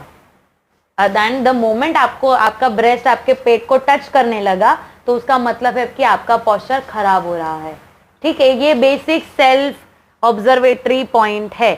ये अभी भी आप देख सकते हो, अगर प्री प्रेगनेंसी में भी अगर आपको चेक करना है तो आपका ब्रेस्ट अगर आपके टमी को टच कर रहा है, अगर ऐसा हो रहा है, स्लाउच अगर आप ज्यादा कर रहे हो, दैट मीन्स कि आपका पोस्चर खराब है। क्योंकि अगर 9 मंथ्स प्रेग्नेंट भी होता है बॉडी, अगर इतना सारा पेट बाहर भी है तो भी वो टच नहीं करना चाहिए। ठीक है, अगर वो टच किया उसका मतलब हमने क्या करा कि रिब केज को कंप्रेशन डाल दिया, मतलब लंग्स को जगह कम मिलेगी सांस लेने के लिए। इसके लिए ये सारी तकलीफें होती है, थकावट आना या ब्रेथलेसनेस होना, चक्कर आना, ये सारी चीजें। इसके लिए पोस्चर बहुत इंपॉर्टेंट है। नेक्स्ट आता है पोस्चर के साथ साथ हमको प्रेगनेंसी में अर्गोनॉमिक्स सीखना है। अर्गोनॉमिक्स का मतलब क्या कि हर एक पोजीशन को, अगर आपको समझो नीचे से कुछ उठाना है या आपको सोना है या आपको कुछ और मूवमेंट करनी है, तो वो मूवमेंट टेक्निकली आप कैसे परफॉर्म करें ताकि आपके बैक पे तकलीफ ना हो या आपके बेबी पे तकलीफ ना हो। ठीक है, सिंपल से सिंपल एग्जांपल, अगर नीचे से आपको कुछ उठाना है तो डायरेक्टली आप ऐसे मॉडल के जैसे झुकेंगे तो क्या होगा, बेबी को भी प्रेशर आएगा, बैक पे हार्म आएगा। बैक पे झुकने के टाइम बेबी पे प्रेशर आएगा, झुक के जब आप उठोगे तभी बैक पे प्रेशर आएगा। ठीक है, तो वो नहीं होना चाहिए। वो आप विदाउट, अगर आप प्रेग्नेंट नहीं भी हो तो भी ये चीज आप ना करें कि आप डायरेक्टली ऐसे करके झुको। बहुत लोग पोछा मारते हैं ऐसे ऐसे ऐसे करके, वो बहुत अच्छा टैलेंट होता है क्योंकि उनके हैमस्ट्रिंग्स बहुत लूज होते हैं। मेरे से तो नहीं होता है पोछा मारना वैसे।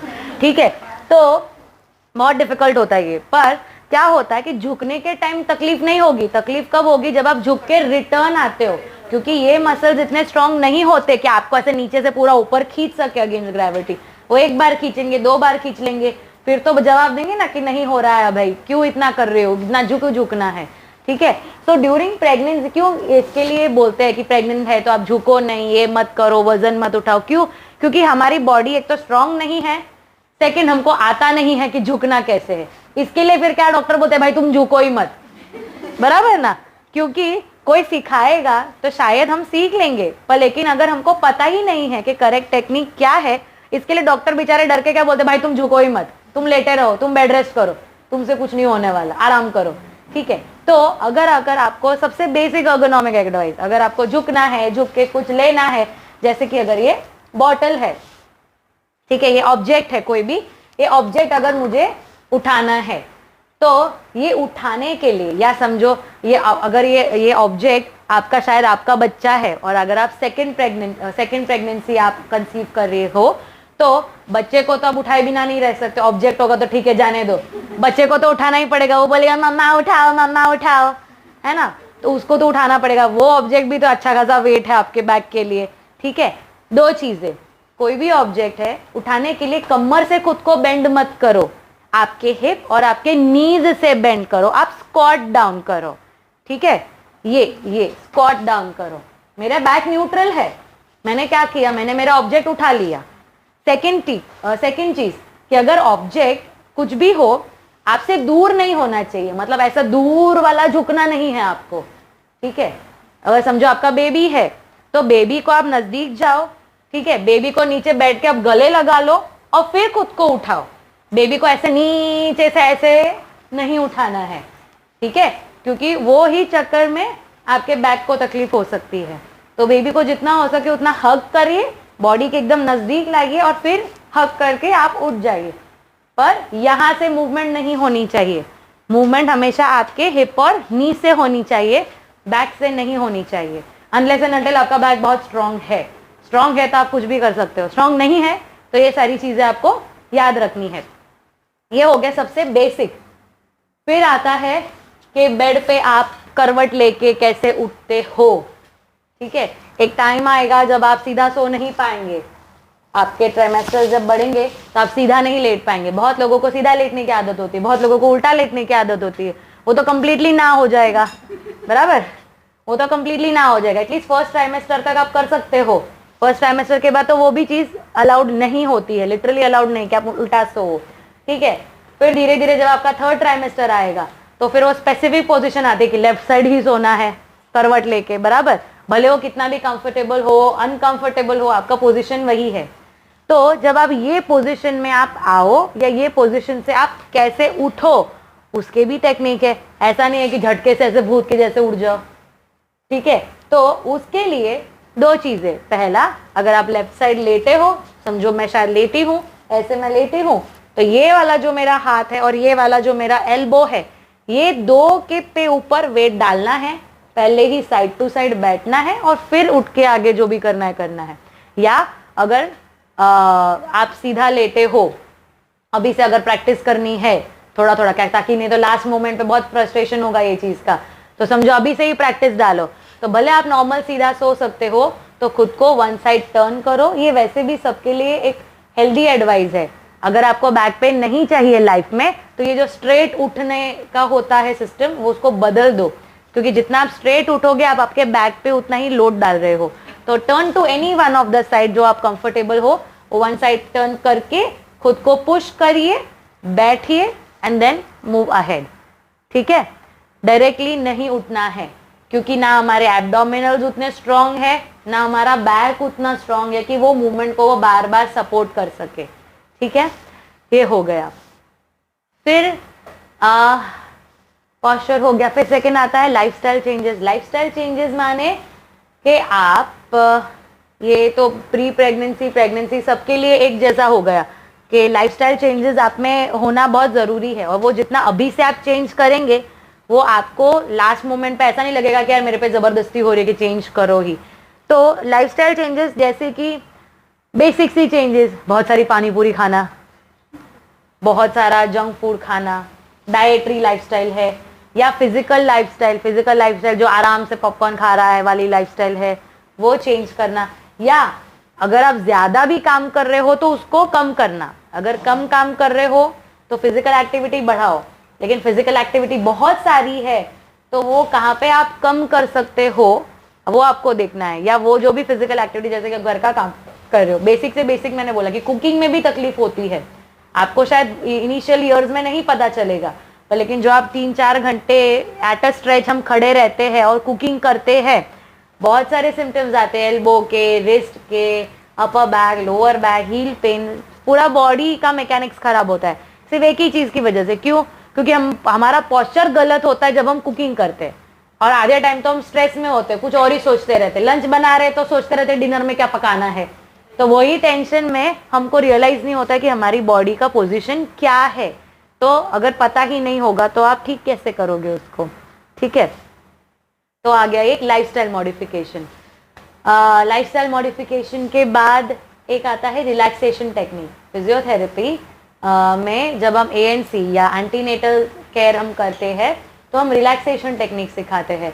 रिलैक्सेशन टेक्निक्स में क्या होता है, कुछ पोजीशंस होती है, कोई ब्रीदिंग टेक्निक्स होती है, और वो पोजीशंस सिखाई जाती है कि आप जब भी आपको लगे कि आप थकने वाले हो, थक गए हो, सांस फूल रही है, तो ये पोजीशन अचीव करो और आप धीरे धीरे खुद को रिलैक्स करो। सेकंड, जब आप थर्ड ट्राइमेस्टर में आते हो तो एक ANC थेरेपिस्ट का काम क्या होता है, आपको लेबर के लिए प्रिपेयर करना, स्टेज वाइज। अगर प्री प्रेग्नेंट हो तो हमारा काम होता है आपको प्रेगनेंसी के लिए तैयार करना। आपकी प्रेगनेंसी जब खत्म होने आई है तो हमारा काम होता है आपको लेबर के लिए तैयार करना। दो चीजें, लेबर एंड ब्रेस्ट फीडिंग, ठीक है। क्योंकि जैसे ही आपका 7 मंथ खत्म होता है, 8th और 9th मंथ में आपके ब्रेस्ट डेवलप होते हैं लैक्टेशन के लिए, तो उसके साथ साथ हम अपर बैक की स्ट्रेंथनिंग कराते हैं, जितना होता है उतना अपर बैक की स्ट्रेंथनिंग कराते हैं। क्योंकि सेकंड की क्या होता है कि जब आप ये पोस्ट नेटल पीरियड आता है तो हमको नहीं चाहिए ना कि हमारा ब्रेस्ट का साइज बढ़ जाए या वो एकदम सैगिंग हो जाए, लूज हो जाए, उसकी भी तो स्ट्रेंथ होनी चाहिए, शेप होनी चाहिए। तो हम क्या करते हैं, थोड़ा पहले से ही उसकी भी शुरुआत करवाते हैं। 6-7 मंथ से हम अपर बॉडी एक्सरसाइजेस कराते हैं। क्यों? ताकि हमारा ब्रेस्ट तो बेसिकली एक फैट टिश्यू है, उसके नीचे का जो मसल है जिसके ऊपर ब्रेस्ट अटैच्ड होता है, हम उसकी स्ट्रेंथनिंग करवाते हैं, सो दैट जब भी आप पूरा टाइम ब्रेस्ट फीडिंग कर रहे हो, क्योंकि एटलीस्ट 6 मंथ्स तो एक्सक्लूसिव ब्रेस्ट फीडिंग होता है, तो वो जो 6 मंथ्स आप जो ब्रेस्ट फीडिंग करते हो, तब आपका पोस्चर, आपका मसल्स ये आपको बहुत तकलीफ ना दे, उसका हम तैयारी 7th 8th month 9th month में ब्रेस्ट फीडिंग तैयारी कराते हैं। अपर बॉडी स्ट्रेंथ क्यों? क्योंकि आपको बेबी को उठाना है, कैरी करना है, ब्रेस्ट फीडिंग के प्रॉपर पोजीशंस पे अचीव करना है, उस पे ही आप थके हुए रहेंगे तो कैसे आप वो सारे पेन से बचेंगे? क्योंकि वो टाइम पे आप ज़्यादा पेन किलर्स नहीं ले पाएंगे कि हाँ दर्द हो रहा है चलो एक डिस्प्रिन खा लो, क्रोसिन खा लो, वैसा तो नहीं होने वाला है। ठीक है, तो उसके लिए हम फिजिकली खुद को अपर बॉडी तैयार कराएंगे। फिर जब भी लेबर आता है तो लेबर के टाइम कैसे ब्रीदिंग टेक्निक्स होनी चाहिए, कैसी पोजीशंस होनी चाहिए कि आप इनिशियल स्टेज ऑफ लेबर पे आप मूवमेंट कर सकते हो। बहुत लोगों के डॉक्टर्स अलाउ करते हैं कि आप मूवमेंट करो, बहुत लोगों के डॉक्टर्स अलाउ नहीं करते एज पर आवर सिचुएशन कि डायलेशन जो है वो कितना है। ठीक है, नहीं तो क्या होता है बहुत लोगों के लेबर अगर ज़्यादा है, अगर लेटे लेटे ही आप थक जाएंगे तो फिर आपके लिए बहुत डिफिकल्ट हो जाएगा बेबी को पुश करना। तो फर्स्ट स्टेज ऑफ लेबर में हम क्या सजेस्ट करते हैं कि अगर आपके डॉक्टर अलाउ करते हैं तो चलो, जितना आप खड़े रहेंगे चलेंगे तो आपका बेबी उल्टा ग्रेविटी के हिसाब से नीचे आएगा। आप लेटे रहेंगे तो कैसे नीचे आएगा वो, उसको फिर एक्सटर्नल पुश की जरूरत पड़ेगी। एटलीस्ट आप चल पा रहे हैं तो आप चलो ताकि वो नेचुरली बेबी थोड़ा थोड़ा अपना रास्ता बनाने लगे नीचे की तरफ। ठीक है, तो आप वॉकिंग कर सकते हो, आप कुछ नहीं तो आप एक दीवार पे आपके हस्बैंड है या कोई नहीं तो बेड है, लीन करके खड़े रह सकते हो। देयर आर मेनी सिचुएशंस या पोजीशंस होते हैं जो आप लेबर के टाइम अचीव कर सकते हो गायनेक के इंस्ट्रक्शंस के बाद, पर वो आपको हेल्प करेंगे। ये सारे पोजीशंस आपको हेल्प करेंगी एक बहुत ईजी एक्सपल्शन के लिए। ईजी एक्सपल्शन माने कि आपका बेबी बहुत ईजीली बाहर आ जाएगा और आपको इतना तकलीफ नहीं देगा। ठीक है, थर्ड, जब भी ये हो जाता है फेज, ये वाला फेज भी चलो खत्म हो गया, हमारा बेबी आ गया। अभी जब हमारा बेबी आता है तब हमको दो चीज़ का ख्याल करना है। एक तो आता है कि हमारा वापस से ब्रेस्ट फीडिंग है, तो ब्रेस्ट फीडिंग के लिए खुद को प्रिपेयर करना है, अच्छा खाना खाना है, प्रॉपरली रेस्ट लेना है, क्योंकि यही टाइम है जो इनिशियल 4 to 6 वीक्स है जहाँ पे हमारा बॉडी जो ने एक ट्रॉमा सहन किया, वो डिलीवरी वाला ट्रॉमा सहन किया, वो धीरे धीरे रिटर्न आ रहा है अपने शेप पे। ठीक है, तो ये टाइम पे आपको आपके प्री कंसेप्शन या एंटीनेटल के टाइम पे एक्सरसाइज की हुई काम में आएगी, क्योंकि अगर आपके बॉडी में स्ट्रेंथ होगी तो आपका बॉडी बहुत इजीली रेस्टोर हो जाएगा। मतलब आप नॉर्मल शेप पे, जो शेप आपका प्रेगनेंसी के पहले था वो शेप पे आप बहुत इजीली आ पाएंगे पोस्ट प्रेगनेंसी, पोस्ट नेटली। ठीक है, अगर आपने पहले से एक्सरसाइज की हुई होगी तो, नहीं की हुई होगी तो भी कोई बात नहीं, आप पोस्ट नेटल भी इवैल्यूएशन करवा के जो भी डॉक्टर को लगता है कि हाँ आपका ये पार्ट वीक है, उससे रिलेटेड आप एक्सरसाइज तुरंत चालू कर सकते हो आफ्टर 6 वीक्स। जनरली क्या होता है 6 वीक्स आप जितना हो सकते उतना रेस्ट करिए, अपने बेबी पे थोड़ा फोकस करिए, उसके साथ बॉन्ड बनाइए, लैक्टेशन वगैरह अच्छे से करिए। ठीक है, 6 वीक्स के बाद 6 वीक्स थोड़े बहुत फ्लक्चुएशंस रहेंगे, back pain, knee pain, wrist pain, क्योंकि हार्मोनल ड्रॉप होता है धीरे धीरे डिलीवरी के बाद। At the same time body restore हो रहा है। 6 वीक्स के बाद आपको पता चलेगा कि एग्जैक्टली अभी क्या क्या तकलीफें बची है, क्योंकि कुछ कुछ तो ऑटोमेटिकली चली जाएगी, कुछ कुछ ऑटोमेटिकली ही चली जाएगी। जैसे हार्मोनल वापस अपने अपने लेवल पे आ जाएंगे तो कुछ कुछ पेन तो अपने आप चले जाएंगे। 6 to 7 वीक्स के बाद अगर back pain, upper back pen, low back pain या आर्म पेन कुछ भी बचता है तो आपको पोस्ट नेटल केयर के लिए आना पड़ता है। जब पोस्ट नेटली आप जितना जल्दी हो सके खुद का इवैल्यूएशन करवा के उससे रिलेटेड जो भी एक्सरसाइज है, ट्रीटमेंट है, आप अगर करवा लेते हो तो आपको आगे के लिए बहुत बेटर पड़ता है। कि समझो अगर आपको फिर सेकंड प्रेगनेंसी करनी है तो ये पोस्ट नेटली आपने जो खुद का ख्याल रखा है तो आपको सेकंड प्रेगनेंसी में काम आएगा। और अगर समझो कि आगे कंसीव नहीं भी करना हो तो भी आपके आगे के टाइम के लिए आपके लिए बेटर रहेगा कि आप खुद के बॉडी को या स्ट्रेंथ को वापस से आपने रिकवर करवा लिया। इजी। एक पॉइंट है जो मैं मिस कर गई थी प्री कंसेप्शन पे, वो था इम्यूनाइजेशन। जब आप एक गायनेक के पास जाएंगे वो आपको ब्लड टेस्ट करवाएंगे या जो भी है फिजिकल इवैल्यूएशन होगा, उसके साथ साथ एक चीज आपको जाननी है उनसे कि क्या क्या इम्यूनाइजेशन या वैक्सीनेशन आपको लेने की जरूरत है एज अ प्री प्रेग्नेंट की बात कर रही हूँ मैं। प्री प्रेग्नेंट के लिए अभी के लिए 2 इम्यूनाइजेशन या 2 वैक्सीनेशन होते हैं जो बहुत इंपॉर्टेंट है। ठीक है, एक है MMR, मीजल मम्स एंड रूबेला, और दूसरा है HPV, ह्यूमन पैपिलोमा वायरस, जो सर्वाइकल कैंसर, पता है, सुना है?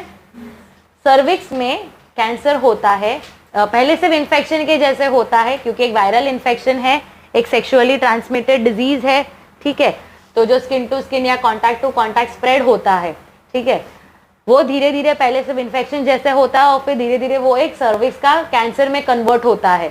ये इंडिया का second most common gynaecological cancer है, सर्विक्स कैंसर। इसके लिए जो भी 26 के अंदर है और वो कंसीव करना चाहते हैं, गायनेक से एडवाइस लेके प्लीज ये दो एटलीस्ट आपके, अगर पहले MMR वगैरह जब हम बच्चे रहेंगे तभी तो हमने बहुत सारे लिए होंगे वैक्सीनेशन, कुछ डाउट? तो अभी ये दो होते, लेकिन ये दो भी आपको आपके गायनेक को एडवाइस लेने के बाद ही लेना है कि आपको जरूरी है कि नहीं। क्या 26 के बाद भी ले सकते हैं, पर गायनेक के एडवाइस के बाद, क्योंकि क्या होता है कि अगर हम वैक्सीनेशन लेते हैं तो आपको कंसेप्शन के एटलीस्ट 4 मंथ्स पहले ये सब लेना है, क्योंकि ये जो दो वैक्सीन होते हैं, जैसे हमने कोविड वैक्सीन तो सबने लिया है, कोविड वैक्सीन एक लाइव वैक्सीन है, उतना पता है। वैक्सीन दो टाइप के होते हैं, एक लाइव वैक्सीन होती है, लाइव वैक्सीन मतलब कि वो जो वायरस होता है उसको केमिकल्स डाल के वीक कर देते हैं ताकि वो हमको एकदम से अटैक ना करे। वही वायरस का सैंपल हमारे बॉडी में डाला जाता है थ्रू इंजेक्शन, और उससे क्या होता है कि हमारी बॉडी की जो डिफेंस मैकेनिज्म है, हमारे बॉडी के जो सिपाही है, वो जो एक सैंपल वायरस जो आता है उनके पास, उसके अगेंस्ट एंटीबॉडीज बना के रखती है, ठीक है। अभी ये सब जो वैक्सीनेशन है इसके लिए पहले रखने होते हैं, क्योंकि जब हम वैक्सीनेशन लेते तो देयर आर चांसेस कि बुखार आएंगे, इन्फेक्शन होगा, या हमारी इम्यूनिटी फ्लक्चुएट होती है। इसके लिए ये आपको कंसेप्शन से बहुत पहले लेना होता है। इसके लिए मैं बार बार बोल रही हूँ, ये गायनेक के रेफरेंस के बाद ही लेना है। पर ये दो जो होते हैं बहुत ज़रूरी होते हैं। कुछ कुछ को टेटनस के भी लेने पड़ते हैं, चिकन पॉक्स के होते हैं, या एन नंबर ऑफ वैक्सीनेशंस जो अगर गायनेक बोले कि आपकी बॉडी के हिसाब से आपको लेना चाहिए या नहीं लेना चाहिए, तो आपको वो हिसाब से करना है।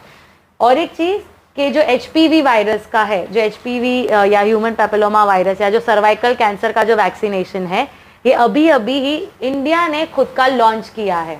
पहले हम बाहर से इंपोर्ट करते थे, महंगा वाला वैक्सीनेशन खुद को लगवाते थे। अभी इंडिया का खुद का कंपाउंड है, इंडिया का खुद का वैक्सीनेशन अभी अभी लाइक फ्यू डेज बैक ही लॉन्च हुआ है।